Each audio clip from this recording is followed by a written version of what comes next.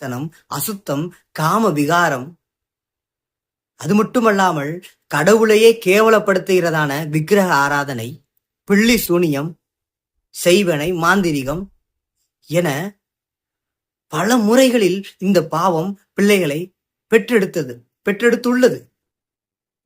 பாவத்துக்கு உரம் போட்டு வளர்ப்பதே இந்த பெருமைதான். மனிதன் பாவத்தை கண்டு பயப்படுகிறான், ஆனால் அந்த பெருமையை கண்டு விலகி ஓட மாட்ட சொல்கிறான். பெருமை, கௌரவம், கௌரவமே இங்கு பல பாவங்களை செய்ய வைக்கிறது. கௌரவமே இங்கு பாவத்தை செய்ய தூண்டுகிறது. அரசன் 50 பொண்டாட்டி வச்சிருந்தாலும் பாவம் இல்லை என்று இந்த உலகம் அவனை அப்படி பெருமையா நினைக்குது. அரசனாய் இருந்தாலும் சரி, நீ யாரா இருந்தாலும் சரி, ஒருவனுக்கு ஒருத்தி, அந்த கோட்பாடு எல்லோருக்குமே உண்டானது. அரசன் செஞ்சதுனால பாவம் இல்ல, சாமானிய மக்கள் செஞ்சதுனால பாவம் அப்படிங்கிறதா பாக்குறோம் இல்லையா? அதுவும் பாவம் தான். தேவனுடைய பார்வையில் இங்கு உள்ள எல்லாரும் மனிதன் தான்.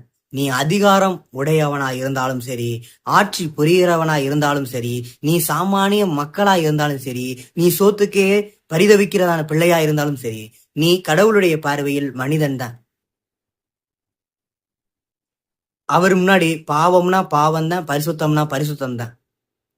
சாக்கு போக்கு சொல்ல ஒருவரும் இருக்க கூடாது. இங்க இது பாவம்னு தெரிஞ்சா நீ விலகி ஓடிடணும், ஒதுங்கிரு, பாவத்தை கண்டா பயப்படு.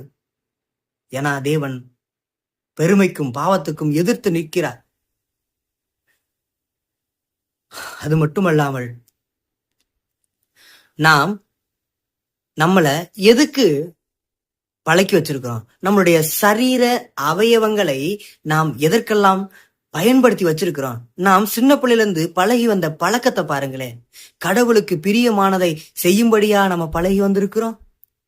நம்மள தாயின் கருவில் உருவாகும் முன்னே முன் குறித்தார் இல்லையா தேவன்? அவருடைய நோக்கத்தை செய்யறதுக்காகவா நம்மளுடைய சரீர அவயவங்களை பழகி வச்சிருக்கிறோம்? இந்த கண்ணானது ஒரு பெண்ணை பார்க்கும்போது, இது என்னுடைய அம்மா, என்னுடைய தங்கச்சி அப்படிங்கிற பார்வையிலையா பாக்குது?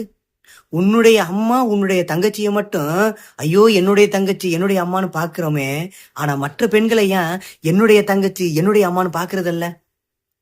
இந்த வார்த்தை நம்மளுடைய அம்மா நம்மளுடைய தங்கச்சிட்ட மட்டும் நல்ல பிள்ளை மாதிரி பேசிடுது, ஆனா மற்ற பெண்களை பார்த்தா கிண்டலா பேசுறது, இழிவா பேசுறது, அவளுடைய சரீர அவயவங்களை பார்த்து இச்சையா பேசுறது என பல வகையில பயன்படுத்துறோம்.